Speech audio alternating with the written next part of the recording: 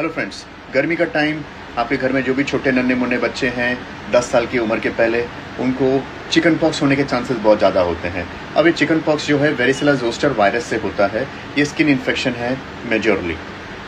इसमें छोटे छोटे पानी के बुलबुले जैसे आ जाते हैं पूरे शरीर में, नॉर्मली फेस पे, बैक ऑफ द बॉडी, हाथ और पाँव में बहुत सारे आएंगे, कम से कम 200 से 300 आ जाते हैं। भयंकर खुजली देते हैं और ऐसे में बच्चों को बुखार आता है, खाने मन नहीं करता है, सर दर्द होता है और बहुत थकान सी लगती है।